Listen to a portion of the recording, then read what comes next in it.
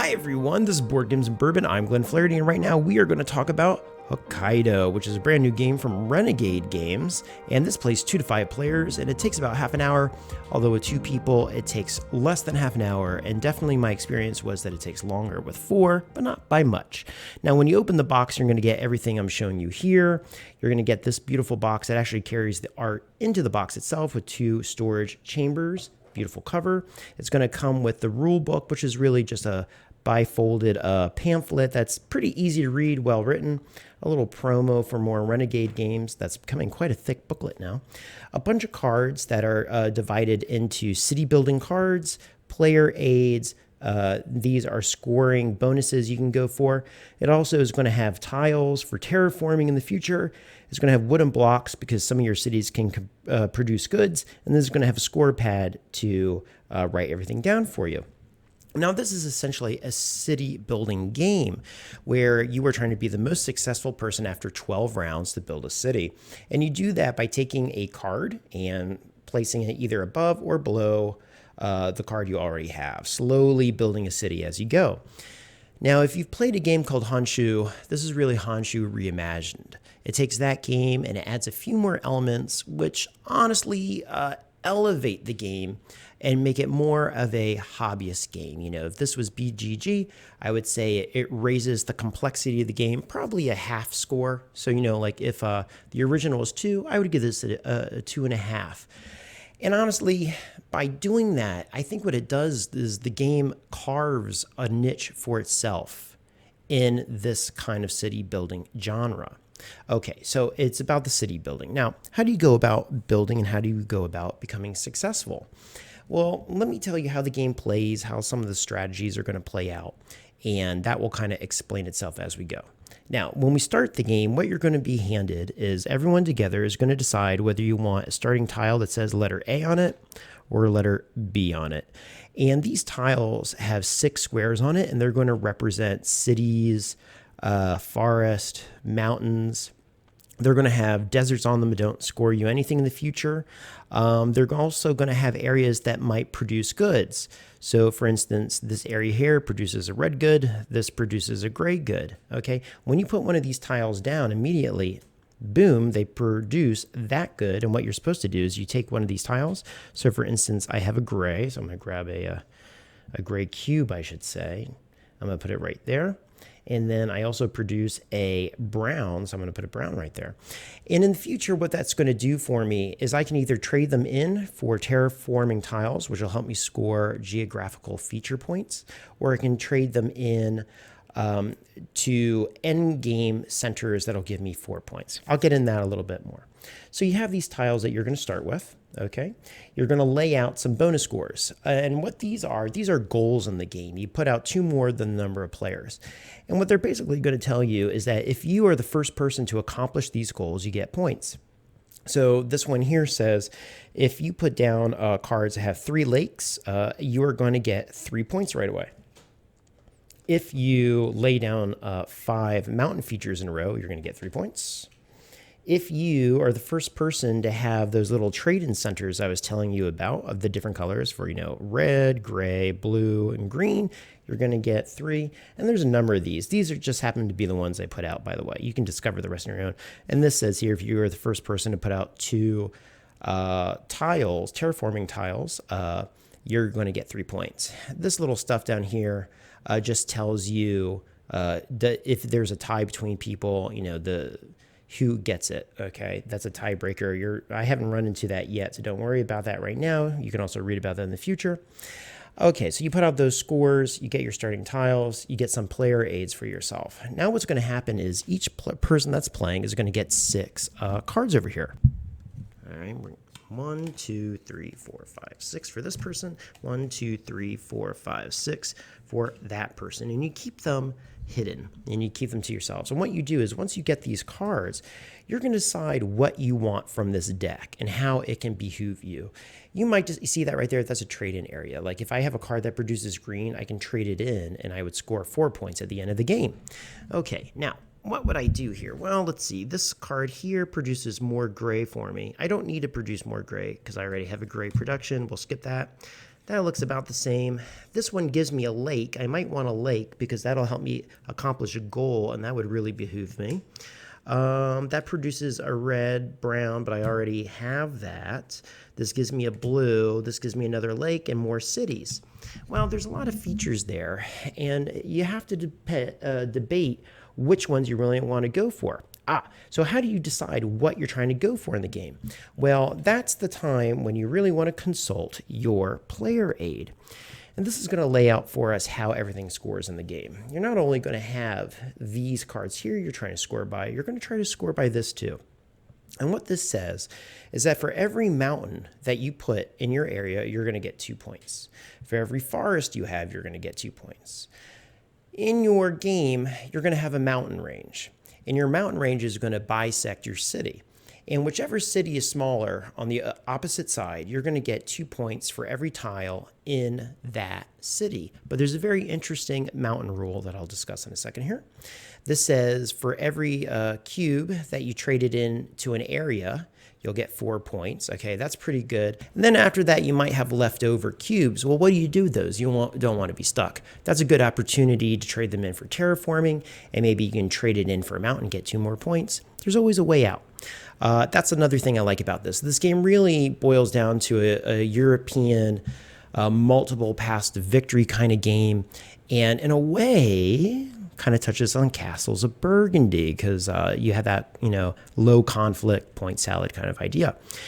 You also can score with lakes, and what it says is the first lake tile you put down doesn't score anything, but every other tile you put down that touches it orthogonally is going to score you 3. So that's a lot of points. That's really good. So you have all these things you want to think about as you're playing. Is it overwhelming? I would say no, because once you start playing the game, it actually comes to you pretty quickly. Now, when you're building your city, there are restrictions, only a few though, of how you're actually going to build a city.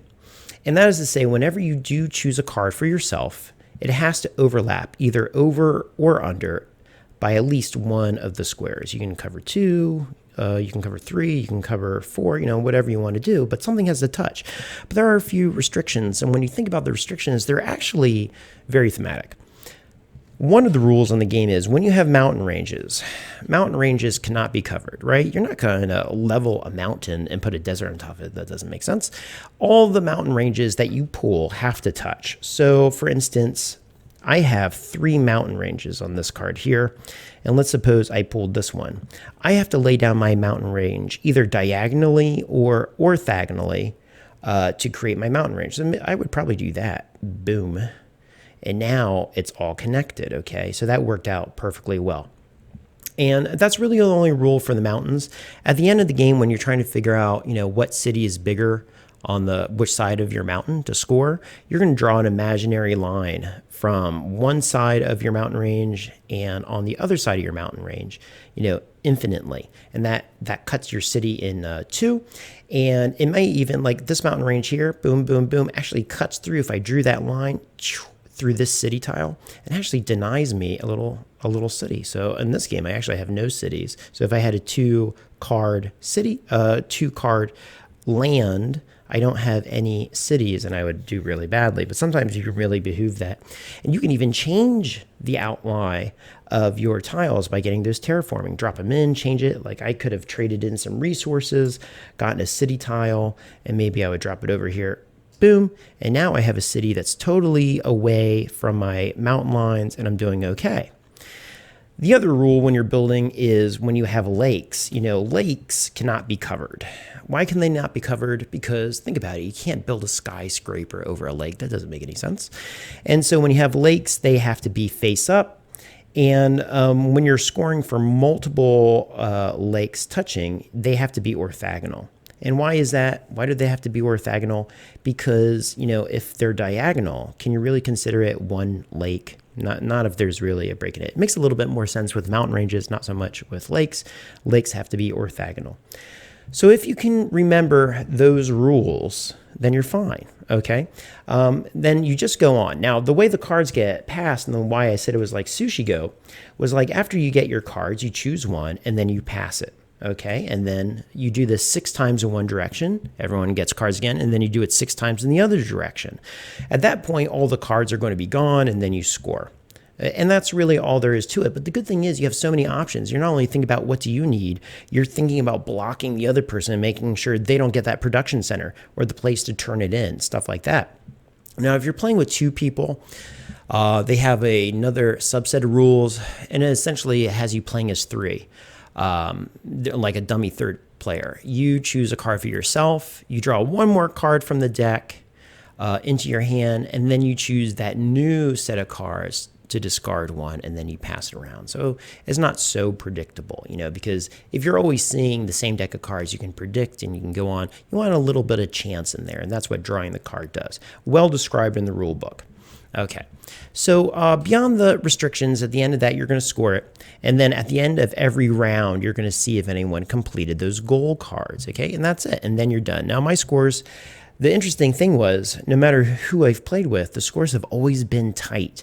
I thought I vastly outscored other people, and then it turned out really, really, really, really close. And we can even look here on the score pad. This was the last one I did with my wife, Paka. She was blowing me out of the water. She got all the bonuses and everything, but as it turns out, the only difference was, I got 61, she got 61, but in the end, it was just the bonus tiles. But I swear she would have been beating me by 40 points. It turns out to only be 9. Pretty fun and how close it is. Okay, now when you think about the look of it, the art on the back of the cards, is really nice. It almost looks like a pastel impressionist world, soft colors, very pleasant on the eye. The other side of the cards are very functional. They're clear.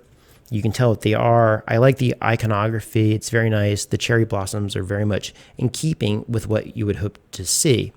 The build of the game, the cards are and I've really come to appreciate this with time, the card build itself is designed at a thickness so you can shuffle easily. I can appreciate that more now. So the card build is actually nice.